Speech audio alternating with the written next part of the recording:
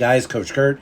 So this is about training with injuries, training with health issues, basically training if you're broken or not well. It was inspired by a comment in my comment section saying non-traditional martial arts hurt a lot. Good reason to do traditional. And of course that's true. There's a lot of martial arts that you would call, non-traditional, like MMA, Brazilian Jiu-Jitsu, Sambo, wrestling, pretty much all the submission grappling, and Muay Thai, other styles of kickboxing. You get the idea. That type of, we'll just call them combat sports or more realistic sport type fighting. So it's interesting that I would do this video now. I actually, I have bad knees, and I've been dealing with my left knee especially. Has been giving me issues for the last 6-8 months. And finally, I don't know if it's torn cartilage, again, because I had a bucket handle meniscus tear on both knees. Surgery about 8 years ago, give or take. I've lost track, actually. But, just the other day, I stepped and turned a certain way, and I heard something pop, and my knee almost gave out. I almost went down. And I was like, damn it, finally, here it is. This is the moment of truth. So it's a perfect timing to do this video. So right now I can't do my Brazilian Jiu-Jitsu classes. I just started up in a Eskrima class. I probably can't do that right now either. So basically right now I can't do martial arts. I can't teach them. I can't do them until, probably post-surgery. I'm getting an MRI in a week or so, and they're going to verify what they think is already going on, that there's a piece of torn cartilage that's getting, bent over or caught in the joint. You get the idea. And then I'll have to do surgery, and it's the last 2 knee surgeries I had that dealt with similar issues as far as just torn cartilage being removed. Took about 6 weeks to recover from, so hopefully that will take care of me for another 6, 7, 8 years. But back on track. I'd also like to mention that I have an autoimmune disease, Hashimoto's thyroiditis, and when that gets out of whack, my thyroid can be off, and I just feel like ass. I just do not feel well at all, and that can screw with my training as well. So, back on topic, the reason I made this video is how to train with injuries and or anything that might interrupt with your martial arts training in general. And this came up from a comment from a video I did, why do people make fun of martial arts? And basically in a nutshell, and I'll put that in the description, the link. I think people make fun of traditional martial arts because of a bunch of stuff you see on YouTube with the fake martial arts instructors that are just clearly stupid and clearly fake. And so some people lump martial arts in general together, and basically what I was saying in the video, that they don't do that with wrestling or boxing or MMA or judo or those type of styles where it's very competitive. You're fighting a highly resistive, highly athletic, highly trained opponent who's not going to let you get away with crap. You have to earn the throw. You have to earn the takedown. You have to earn the pin. You got to earn the joint lock. And in Muay Thai or kickboxing or boxing, you've got to outscore your opponent with hits or technical knockout or knockout. You get the idea. Very easy to tell BS from non-BS in those type of systems. And it is strange to me in today's world of YouTube. Like I said in my other video, there are entire channels that focus on hunting down and exposing BS bullshito martial arts. And it surprises me that people still fall for this crap. Now, I am not suggesting for a second that if you train traditional martial arts that it's bullshito. Not at all. What I push on my channel is because I consider myself I'm kind of lost in a weird place. I consider myself a traditional martial artist. My background, as you know, is in Hapkido, Taiho Jitsu. I've trained in Kaji Kembo. I've trained in Krav Maga, which I wouldn't consider a traditional martial art by any stretch, more of a system of combatives. But I train Brazilian Jiu-Jitsu twice a week. And like I said, I've taken up Eskrima. I was doing judo for a little bit, but I felt like I was doing too much overlap between my jiu-jitsu school and judo. It was just too much in my life right now, and too hard on my body. Again, I'm 53. I've got a bad hip. I'm putting off hip surgery. I've had surgery on both my knees. I've had shoulder injury over the years on my right side, a rotator cuff tear and a labrum tear. I've done a lot of things like platelet-rich plasma.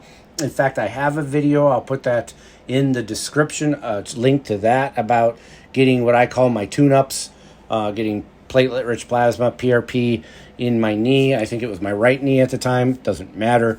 So, this isn't new to me. I'm used to nursing this stuff along. My concept is it's my belief that you can take a lot of the training concepts and ideas for non-traditional martial arts, your combat sports, and not to be misconstrued with it, fighting hard and beating the crap out of each other.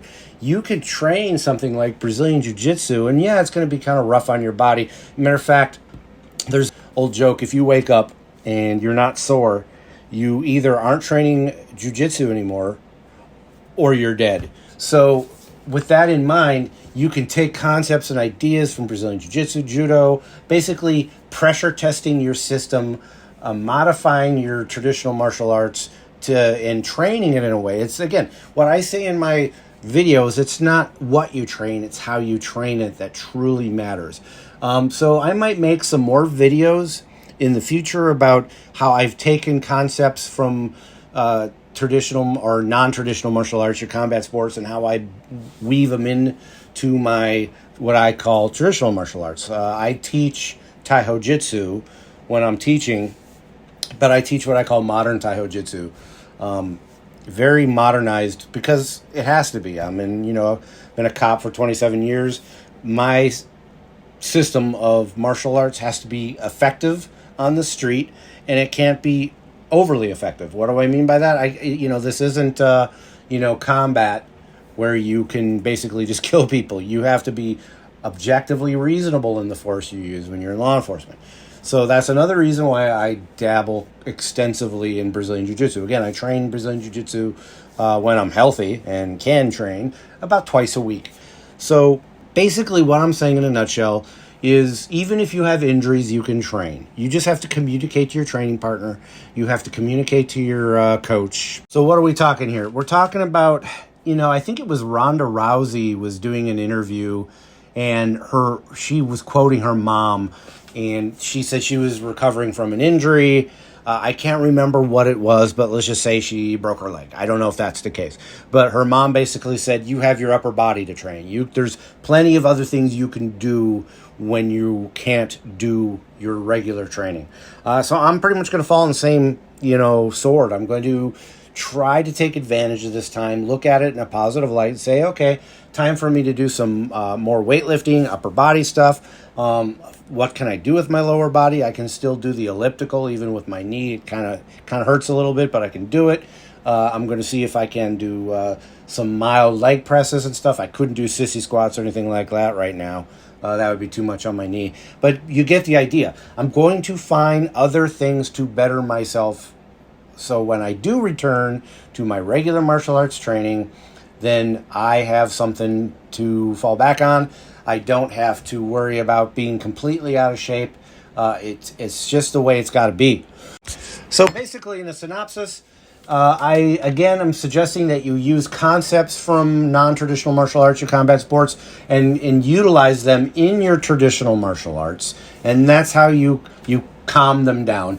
Again, I'm not suggesting you train like a hardcore MMA gym. As a matter of fact, I've suggested this in other videos. If you got on a plane right now and flew to Thailand and walked into probably any real legitimate Muay Thai school in Thailand, you're going to see them working their asses off.